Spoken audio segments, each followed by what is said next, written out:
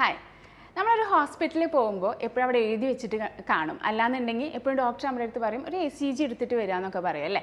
അപ്പോൾ നമ്മൾ ഓടിപ്പോയി ECG എടുത്ത് വരികയും ചെയ്യും. പക്ഷേ എന്താണ് ECG, അല്ലെങ്കിൽ ഇതൊക്കെ ആരാണ് എടുക്കുന്നത്, അങ്ങനെ എന്തെങ്കിലും എപ്പോഴെങ്കിലും ചിന്തിച്ചിട്ടുണ്ടോ?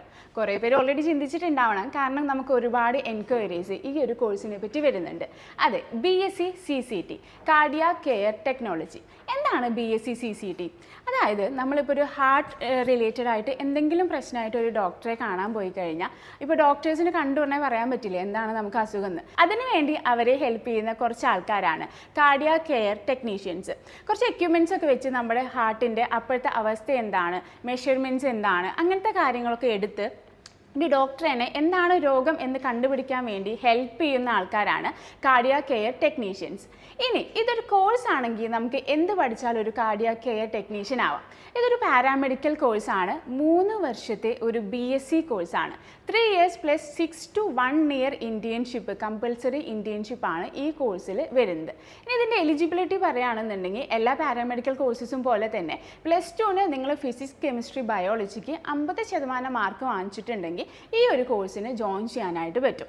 ഇനി BSc കഴിഞ്ഞാൽ എന്ത് ചെയ്യാം? BSc കഴിഞ്ഞ് കഴിഞ്ഞാൽ ഒന്നില്ലെങ്കിൽ നിങ്ങൾക്ക് ഡയറക്റ്റ് ആയിട്ട് ഗവൺമെൻറ് ഹോസ്പിറ്റൽസ്, പ്രൈവറ്റ് ഹോസ്പിറ്റൽസ്, അല്ലെങ്കിൽ നേരത്തെ പറഞ്ഞ പോലെ ക്ലിനിക്സ്, ഇതിലൊക്കെ ജോലിക്ക് കയറാൻ പറ്റും. അല്ല ഇനി ഒരു ഹയർ സ്റ്റഡീസാണ് നോക്കുന്നതെന്നുണ്ടെങ്കിൽ ഇതിൻ്റെ തന്നെ MSc അവൈലബിലിറ്റി ഉണ്ട്. അതുപോലെ തന്നെ ഒരു PhD വരെ പോകാനുള്ള ഒരു ഓപ്ഷൻസും നിങ്ങൾക്ക് അവൈലബിൾ ആണ്. ഇപ്പോൾ BSc കാർഡിയാക് കെയർ ടെക്നോളജിയിൽ നിങ്ങൾക്ക് മെയിനായിട്ടും പഠിക്കാനുണ്ടാവുക ഈ പറഞ്ഞ പോലെ basis of cardiac care technology, അതുപോലെ അനാട്ടമി, ഫിസിയോളജി, ഇങ്ങനത്തെ സബ്ജക്ട്സ് തന്നെയാണ്. പിന്നെ എല്ലാ പാരാമെഡിക്കൽ കോഴ്സസിനെയും പോലെ തന്നെ നമ്മൾ ഹോസ്പിറ്റൽസ് ഉള്ള കോളേജിലാണോ പഠിക്കണമെന്നുള്ളത് ഉറപ്പ് വരുത്തേണ്ട ഒരു കാര്യമാണ്. ഹോസ്പിറ്റൽസ് ഇല്ല എന്നുണ്ടെങ്കിൽ ഈ പറഞ്ഞ പോലെ ഏറ്റവും മോഡേൺ ആയിട്ടുള്ള എക്യുപ്മെൻറ്റ്സ് വെച്ചിട്ട് നിങ്ങൾക്ക് പഠിക്കാനായിട്ട് പറ്റില്ല.